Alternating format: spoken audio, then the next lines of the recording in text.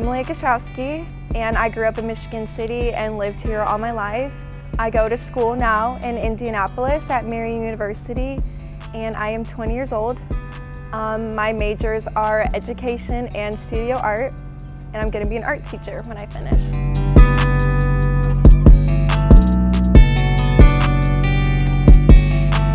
So I lived with my mom and dad all throughout my life, and I have two older sisters and then a younger brother. So I'm 20, my brother is 19, and then my sisters are 22 and 23. So we're all really close. I'm closest with my brother, and we both play golf. So that is one thing we have in common and have really bonded over the past like 4 or 5 years. I don't play golf in college, but my brother does, and my whole family golf. That's how my parents met. They met in Michigan City. They both grew up here, so we've never really had a desire to go elsewhere because Michigan City has just always been home, you know, since my grandparents and now my parents and then now us. And I can really see myself coming back here and being a teacher in Michigan City High School and then starting my family here, possibly.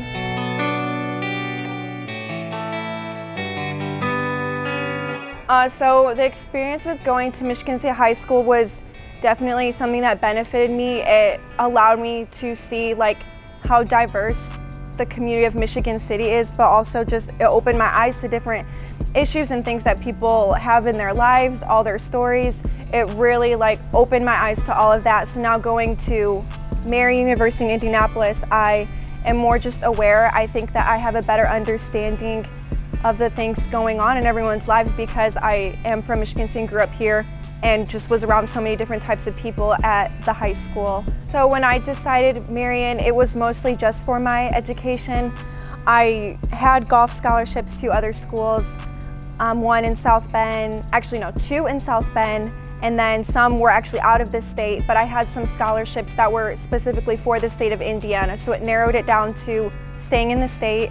And then I decided to turn away my golf scholarships to go to Marian because they offered me more money for teaching. And I knew that I really wanted to be a teacher. A lot of kids might change their major in college or they go in not really knowing what they want, but I've been very set on being an art teacher since 6th grade. So I knew I wasn't going to change my mind. I really want to work with kids. I know that that is my purpose, is to work with kids. So I decided on that and decided to use my scholarship money. I'm on the Next Generation Hoosier Educator Scholarship with the state of Indiana, and I took that money to go to Marian, and now I will be there for the next year, and then I student teach before I'm able to then teach anywhere in the state. My scholarship says that I have to teach though for 5 years in Indiana, and then after that I could go elsewhere, but I might stay here. So far I have learned a lot just about how to manage a classroom, but it's more than that. It's like when you're working with kids and you're figuring out what to do to kind of help them learn the best that they can. It's more than just like learning those skills of how to manage behavior and, you know, just like the learning environment. It's about getting to know them. We learn about responsible teaching and culture and just being culture responsive as a whole.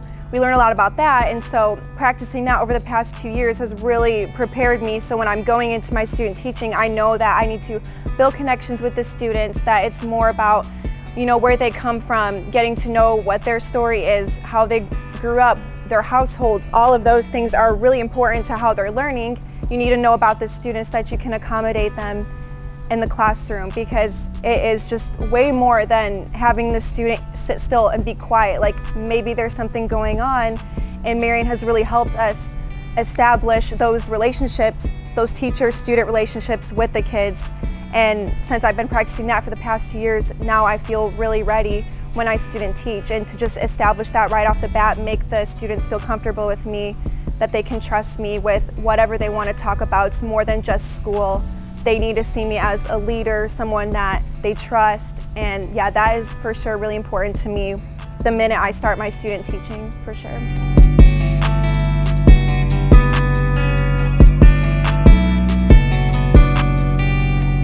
So I know that I'm a very hard worker because I have worked hard at a lot of things throughout my life with sports and school, like trying to keep up my grades while being a student athlete in high school. And then now being in college, I joined the dance team, so that's another thing to balance multiple stuff. And then now I have a lot of summer jobs. So being a hard worker is for sure one of my strongest points. I like to put my heart and soul into what I'm doing and know that I'm doing my best. And if it's something I'm doing and I'm doing my best, I don't feel as successful. I think that I need to be better. And so that's one thing that I make sure I do, is to really be passionate about whatever the task is. So in schools, I want to make sure that I'm doing that. Being friendly with, students, but more than that, staff, parents, guardians, all of that, all those relationships are important as a teacher.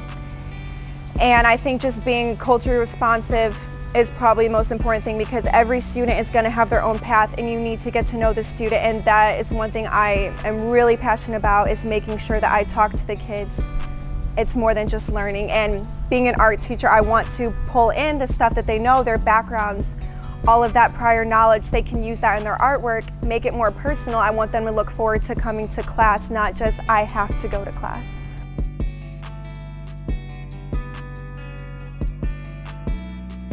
Right now I have 3 different babysitting nanny jobs at the moment, and I'm also working at a golf course that I have. This is my 6th summer there, and that is kind of family related because my brother works there, my grandpa's the manager, so that's always been a for sure summer job, but I wanted to expand on that to get more experience in working with kids.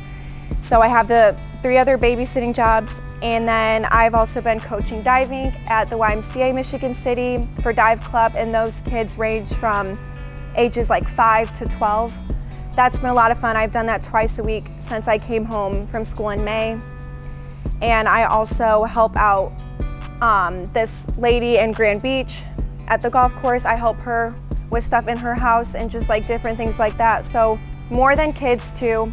I try to, do what I can. If people ask me for help, I want to try to accommodate that in any way I can and be like, yes, I have time to do it. I want to make time and make my time like worth what I'm doing. I don't want to sit in my room and just kind of sit there and be like, what could I be doing? I need to make sure that I don't have time to even think about that. I want to be doing it in the moment and have stuff to do, plans. I have a whole calendar where I try to organize everything and plan it all out, plan each day. I don't want to ever sit and be thinking, what could I be doing right now? I need to make my time purposeful.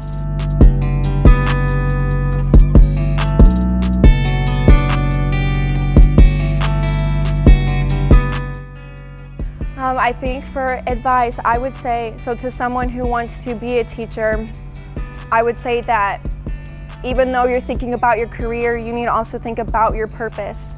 And that's going to help you expand on what you need to do for your career. So I know that I want to be a teacher, but I know that my purpose is to help kids.